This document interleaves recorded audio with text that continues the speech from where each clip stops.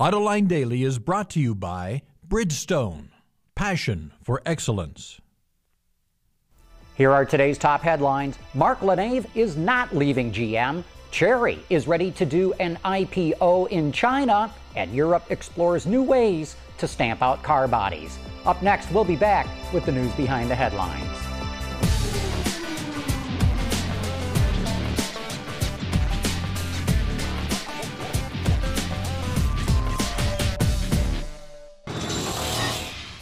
This is Autoline Daily for Tuesday, July 21st, 2009, and now the news. Mark LaNeve, the head of sales at General Motors, will not be leaving the company. A few weeks ago, GM CEO Fritz Henderson sparked off a flurry of speculation when, at a press conference, he said LaNeve had sales targets to meet this month, which some took to suggest that maybe he would not be there next month. But the Detroit Free Press reports LaNeve will be holding on to his job. Just 2 weeks ago, Mark LaNeve was our guest on Autoline After Hours. Will investors ever buy stock in car companies again? As the Chinese stock market continues to recover, the Chery Automobile Company is getting ready to do an initial public offering, according to reports at Gasgoo. Chery is the largest homegrown, standalone car company in China, and Chery's also in the process of merging with the Chery Automobile Company, which makes vans, meaning Chery will soon be an even bigger car company. Automotive supplier Johnson Controls bucked the trend and posted a profit for the second quarter. According to the Detroit Free Press, the company posted a $163 million profit, even though sales fell from the same quarter last year. In the last 12 months, JCI closed 30 plants and cut 16,000 jobs. Germany's economic minister says that General Motors will not be able to include a buyback option in any deal for Opel. According to Reuters, Germany won't provide any aid to Opel and its new partner if that is part of the deal. Germany's economic minister also said the bidders must put up more of their own capital to receive German aid in order to get clearance from the European Union.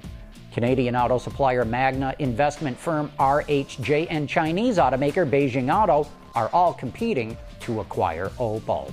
BMW's X6 Sport Activity Coupe is about to get some competition, at least in the styling department. Acura unveiled a production version of the ZDX concept, which debuted at the New York Auto Show last April. Like its Bavarian counterpart, the ZDX features a plunging roofline and all-wheel drive. It sports a 300 horsepower, 3.7-liter V6 and a brand new 6-speed automatic transmission, a first for Acura. No word yet on pricing or when it hits the streets, but when it does, the company says it will be positioned somewhere between the MDX crossover and the RL sedan. Wards reports that the EU is developing more flexible stamping technologies. A 20-partner consortium consisting of automakers, suppliers, and research institutes is looking to reduce waste and cost in vehicle components.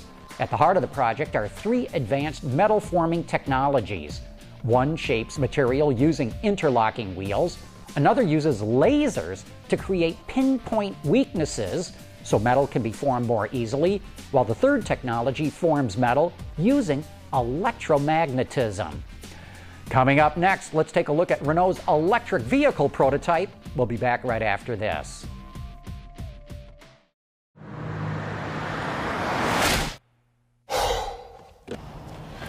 Changing tires out here could be dangerous, but with these tires, I don't need to worry. Bridgestone. Automakers are racing to get electric vehicles out on the road, but even though they'll look like gasoline-powered cars, they're not going to perform the same.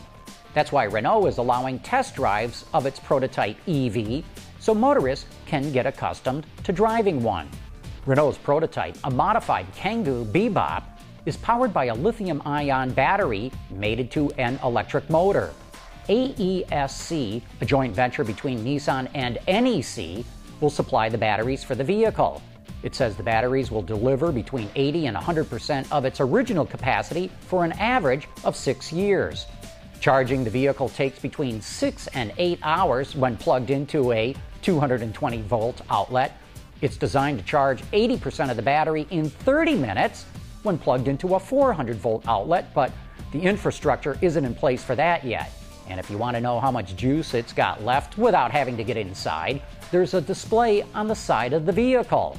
The prototype is equipped with a Marshall socket that's located next to the right front headlight, but Renault hopes to equip its future EVs with a universal plug being developed by a consortium of automakers and energy companies. The car can travel 100 kilometers or 62 miles on a full charge, and Renault says with its next generation battery, it'll travel 160 kilometers or just under 100 miles on a single charge. Although the Kangoo Express, the larger cousin to the Bebop, will get the update when it hits the market in 2011. In addition to the Kangoo Express, Renault will mate the technology to another existing model for release in 2011, and 2 purpose-built EVs are planned for 2011 and 2012. And that's it for today's top news in the global automotive industry. But don't forget to join us Thursday night at 7 p.m. Eastern or 2300 hours GMT for Autoline After Hours, when our guest will be Art Spinella from CNW Marketing, who's going to explain why the used car market is just so red hot right now. Thanks for watching. We'll see you tomorrow.